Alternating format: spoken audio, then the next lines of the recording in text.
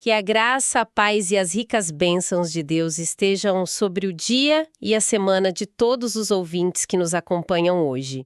É uma verdadeira alegria dar as boas-vindas a cada pessoa que separou este tempo para estar conosco nessa nossa nova imersão. É um privilégio enorme estar aqui. E o material que nós temos para analisar hoje é simplesmente fascinante. Ah, sem dúvida. O nosso objetivo hoje é bem ambicioso. Nós vamos mergulhar no clímax de toda a narrativa bíblica, que é o capítulo 22 do livro de Apocalipse. O desfecho da grande história. Exato. E para nos guiar por esse texto tão denso, nós trouxemos duas fontes de muito peso. Estamos nos baseando no renomado comentário bíblico de John F. Walvoord e também nas ricas notas de estudo da Bíblia NAA, a Nova Almeida Atualizada. São excelentes fontes, e é importante destacar logo de cara que a nossa missão nesse mergulho profundo não é só ler um texto antigo ou tentar adivinhar o futuro. Uhum. Esse capítulo final documenta a restauração completa de tudo que a humanidade perdeu lá no começo. É um texto que oferece esperança e um senso de urgência muito forte para o nosso presente. E para quem nos ouve e talvez já tenha tentado ler o Apocalipse e achou tudo, sabe, muito confuso, a ideia hoje não é complicar, é entender como essa história termina. Eu gosto de pensar na Bíblia como uma daquelas enciclopédias antigas gigantes. Sei bem. Sabe aqueles suportes de livros pesados que ficam nas pontas da estante para segurar todos os volumes em pé? Os aparadores, sim. Isso! As nossas fontes mostram que Gênesis, lá no começo, e Apocalipse 22 funcionam exatamente como esses suportes. Existe uma simetria estrutural perfeita. É uma simetria lindíssima. A Bíblia de Estudo, NAA, até traz um gráfico de teologia bíblica que ilustra isso perfeitamente. A história toda começa na boa criação, lá no Éden. Onde estava tudo em perfeita harmonia. Exatamente. Deus e a humanidade habitando juntos. Mas aí a gente tem a queda no capítulo 3 de Gênesis. O mal entra e com ele a maldição, o pecado, a morte. A partir daí, a Bíblia é essencialmente a história da redenção. Passando por toda a formação de Israel, a chegada de Cristo, a história da igreja. Até culminar na nova criação, que é onde o Apocalipse nos leva. O que era o paraíso perdido se torna o paraíso recuperado. Nossa, e quando a gente coloca os textos lado a lado, guiados pelo comentário do Walvoord, os contrastes são gritantes. Por exemplo, Gênesis tinha um rio físico e árvore da vida. Uhum. Já no Apocalipse, a gente vê o rio da água da vida brilhante como cristal e a árvore da vida totalmente restaurada. E os contrastes continuam. No Éden, nós tivemos a invasão do pecado que trouxe a maldição sobre a terra. Na Nova Jerusalém, descrita por João, o pecado é barrado e a maldição é banida de vez. O texto diz claramente que nunca mais haverá maldição. E tem a questão do acesso também, né? Em Gênesis, a humanidade foi expulsa, banida da presença de Deus. Fecharam o caminho para a árvore da vida. Isso. Mas agora, no Apocalipse, a humanidade redimida ganha residência eterna. Aquela promessa antiga de redenção de Gênesis 3,15 finalmente se concretiza. É o fechamento de um ciclo monumental. Mas entrando já no cenário desses primeiros versículos de Apocalipse 22, a descrição é muito rica. O rio cristalino fluindo do trono, a árvore da vida dando 12 tipos de frutos. Um fruto por mês, o que é incrível, mas lendo as notas, eu confesso que fiquei com uma dúvida genuína. E acho que muita gente que nos ouve também pode ter. Pode falar. O versículo 2 diz que as folhas dessa árvore servem para a cura das nações. Mas espera, nós acabamos de falar que não existe mais maldição. O capítulo 21 diz que não tem mais dor nem doença. Se não tem doença, para que remédio? Certo? Exatamente. O que precisa ser curado aí? Esse é um daqueles momentos em que ir para o idioma original muda tudo. O Walvoord explica isso de uma forma brilhante.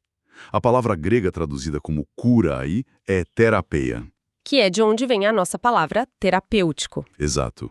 Mas no primeiro século, terapeia não significava apenas curar uma enfermidade. O sentido é muito mais amplo, ligado a dar saúde, promover o bem-estar. Ah, então não é um tratamento médico. De forma alguma. É uma provisão para a alegria, para o vigor da vida eterna. As folhas enriquecem a qualidade da vida celestial. Não é um remédio para um problema. É um tônico para a vitalidade contínua. Isso muda totalmente a forma de ler o texto. E as fontes também deixam claro que, por mais deslumbrante que seja esse rio e essa árvore, o maior privilégio não é o cenário. Com certeza não. O ápice está no versículo 4, que diz que eles contemplarão a sua face e terão o nome dele em suas testas. E, historicamente falando, isso é muito forte. Muito. Na antiguidade, o maior castigo para um criminoso era ser banido da presença do rei, jamais ver a face do soberano. E aqui é o oposto. Os redimidos têm acesso direto e imediato à glória de Deus. E o nome na testa indica pertencimento inalienável. Eles são propriedade de Deus, protegidos para sempre. E o mais bonito é que o texto diz que os servos vão servi-lo e reinar com ele. O Alvord destaca que não existe honra maior na eternidade do que esse serviço que se mistura com reinar. É uma estabilidade absoluta. Mas, e aqui a gente nota uma mudança drástica no texto. A partir do versículo 6, a narrativa sai dessa paz descritiva e entra num tom de alerta muito urgente. O ritmo muda completamente. Sim, o anjo e depois o próprio Cristo começam a repetir que essas coisas devem acontecer em breve, sem demora. Teologicamente, o Alvord explica que essa repetição não é sobre um relógio cronológico. Já se passaram 2000 anos, afinal. O termo denota iminência. Iminência no sentido de que pode acontecer a qualquer momento. Exatamente. Quando a ação começar, ela será repentina. Não tem nenhum outro evento profético que precise acontecer antes. É um alerta para estarmos vigilantes sempre. E no meio desse alerta, a gente encontra a sexta bem-aventurança do livro. O versículo 7 diz: "Feliz aquele que guarda as palavras da profecia deste livro." É irônico, porque o Apocalipse costuma ser o livro que as pessoas mais evitam ler. É denso, cheio de símbolos assustadores. Mas é o que traz uma promessa de bênção direta para quem presta atenção nele. E logo depois disso, a gente vê uma reação muito humana do apóstolo João. Ele fica tão sobrecarregado com as visões que cai aos pés do anjo para adorar o anjo. O que é psicologicamente muito compreensível. A glória da visão era absurda, mas o anjo repreende João imediatamente. Ele diz: "Não faça isso. Sou conservo seu. Adore a Deus." É um limite muito claro. Sim. A Bíblia NAA destaca que a verdadeira adoração é exclusiva de Deus. Nenhuma criatura, nem o anjo mais majestoso que traz revelações do fim dos tempos pode receber adoração. E aí chegamos no versículo 10, onde a ordem é não selar o livro. O que é o oposto do que aconteceu com Daniel no Antigo Testamento, que teve que selar a profecia porque o fim estava longe. Aqui o fim está próximo, então o livro tem que ficar aberto. Mas o versículo 11 é um dos mais intrigantes. O texto diz: "Continue o injusto a fazer injustiça e continue o imundo a ser imundo, e o justo continue na justiça." Como as nossas fontes explicam isso? Porque parece que Deus está liberando o pessoal para fazer o mal. Lendo rápido dá essa impressão mesmo, mas o Alvord é muito preciso aqui. Não é um incentivo ao mal. O anjo está descrevendo o status quo final. Como assim? Quando o fim chegar e o tempo da graça se esgotar, o caráter de cada um estará fixado. Não haverá mais tempo para mudanças de última hora. As escolhas que as pessoas fazem hoje vão se tornar permanentes. É como pensar em cimento fresco, né? Enquanto estamos vivos, as nossas decisões são como cimento fresco, dá para mudar, dá para moldar. Excelente analogia. Mas o versículo 11 seria um momento em que esse cimento seca de vez. Perfeito. A polarização espiritual se torna permanente. É uma proposição de tudo ou nada. Quem rejeitou a graça a vida inteira vai permanecer com esse caráter imundo. O versículo é um aviso severíssimo de que as nossas escolhas de hoje ecoam na eternidade. Um peso de responsabilidade gigantesco. E isso nos leva direto para a questão das recompensas no versículo 12. Jesus diz que vem sem demora e traz a recompensa segundo as obras de cada um. O Alvord conecta isso diretamente ao tribunal de Cristo. É fundamental separar as coisas aqui. Esse não é um julgamento para definir salvação ou condenação. A salvação é pela graça. Exato. O tribunal de Cristo é o momento em que as obras dos crentes serão avaliadas para fins de recompensa. É onde a fidelidade no serviço cristão é reconhecida e coroada. E falando em salvação, o versículo 14 traz a sétima e última bem-aventurança do Apocalipse. Bem-aventurados aqueles que lavam as suas vestes, para terem direito à árvore da vida. A nota da NAA sobre isso é belíssima. Lavar as vestes simboliza a purificação da consciência e da vida através do sangue de Cristo. Ninguém entra lá por mérito próprio, então. Ninguém. O direito de passar pelos portões da cidade celestial é garantido só pela graça purificadora do Cordeiro. Só que os portões têm uma restrição severa. O versículo 15 lista quem fica de fora: os feiticeiros, os impuros, assassinos, idólatras, os mentirosos. E a lista começa com os cães. Uma palavra bem pesada no contexto original. Pois é, hoje em dia chamar alguém de cão não ofende tanto. O que isso significava na época? No grego e na cultura oriental da época, cão não era o animal de estimação de dentro de casa. Eram animais de rua, agressivos, que viviam no lixo. Virou uma metáfora para pessoas de caráter moral extremamente baixo. Entendi.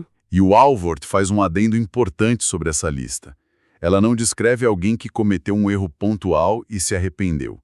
Ela descreve pessoas com características enraizadas, que viveram em rebelião contínua e rejeitaram a graça de Deus a vida toda. E, em contraste total a esse grupo, Jesus se apresenta no versículo 16 com credenciais majestosas. Ele se chama de o Alfa e o Ômega, o princípio e o fim. Ele está reivindicando que é a fonte de todas as coisas e também a consumação de tudo. Ele tem os atributos do Deus eterno.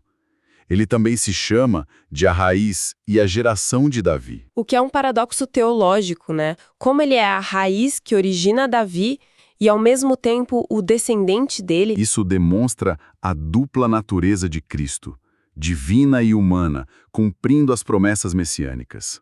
E, por fim, ele usa aquele título lindo, a brilhante estrela da manhã. É muito poético. O que significa na prática? A estrela da manhã, no mundo natural, é aquela luz forte que aparece no céu mais escuro, bem antes do sol nascer. Ela garante que o dia vai raiar. Então Jesus está dizendo que o retorno dele é o fim da escuridão? Exatamente. Anuncia um novo dia eterno. E com esse amanhecer prometido, a gente entra na reta final do capítulo. E é curioso como o texto traz o maior dos convites, seguido da maior das advertências. O versículo 17 diz: O Espírito e a noiva dizem, vem. Quem tem sede, venha, e receba de graça a água da vida. Um convite escancarado, irrestrito, totalmente de graça. Mas logo no versículo 18, o tom endurece muito. Tem aquela proibição estrita de acrescentar ou retirar qualquer palavra da profecia do livro, sob pena de receber as pragas ou perder o acesso à árvore da vida. Isso já tirou o sono de muita gente boa. Nossa, com certeza. A pessoa fica com medo de interpretar uma vírgula errado e perder a salvação. Como o Alford lida com isso? Com muita sensibilidade pastoral. Ele explica que um verdadeiro filho de Deus, que tem o Espírito Santo, reverencia a Escritura. Essa pessoa pode até ter dificuldades para interpretar o Apocalipse, o que é super normal. É um livro complexo mesmo. Sim, mas ela nunca adulteraria o texto de forma intencional. O Alford diz que adulterar a Escritura deliberadamente para se adequar a filosofias humanas é prova de uma mente não regenerada. É uma incredulidade arrogante. Então o alerta é muito mais sobre a arrogância de quem tenta corrigir Deus do que sobre um erro acadêmico de interpretação. Perfeito. O foco está no coração de quem lê. Que alívio! E com isso, a gente chega nos 2 últimos versículos do livro. Jesus diz: certamente venho sem demora. E João responde com toda a paixão: Amém, vem, Senhor Jesus. Essa resposta do João é o testemunho final da igreja. A Bíblia de Estudo NAA lembra que isso ecoa um clamor muito antigo dos primeiros cristãos em aramaico. Maranata. Isso, Maranata, que significa Nosso Senhor vem. É o grito de quem aguarda a justiça final, muitas vezes no meio de perseguições, como o próprio João estava em Patmos. E tem um detalhe literário aqui que as nossas fontes ajudam a iluminar, que eu acho a coisa mais linda. Pensemos na ironia disso tudo. O Apocalipse tem os juízos mais severos de toda a Bíblia, e, no entanto, o livro e a Bíblia inteira terminam emoldurados pela misericórdia. É verdade. O versículo 21 diz só: a graça do Senhor Jesus esteja com todos. A última palavra de um livro sobre juízo final é, na verdade, graça. Um fecho perfeito. A graça iniciou o plano e a graça tem a última palavra na história humana. E para amarrar toda essa nossa análise hoje, eu queria deixar um pensamento provocativo para quem está nos acompanhando. Por favor. A história da humanidade começou com pessoas sendo expulsas do paraíso e afastadas da árvore da vida por causa do próprio orgulho. Mas a história não termina aí. Ela termina com os portões de uma nova cidade abertos de par em par e um convite totalmente gratuito para quem tiver sede de beber da água da vida. A pergunta que fica para a gente refletir é, sabendo com tanta clareza como essa grande história termina, de que maneira isso muda a urgência e as prioridades de como vivemos o meio da história no nosso dia a dia? Uma reflexão fantástica para levarmos conosco. Ter a visão do fim recalibra completamente o nosso presente. Chegamos ao final de mais uma análise e eu quero agradecer de coração a companhia e a curiosidade de cada um de vocês neste nosso estudo. É sempre um privilégio desbravar essas descobertas juntos. Deus abençoe todos os ouvintes.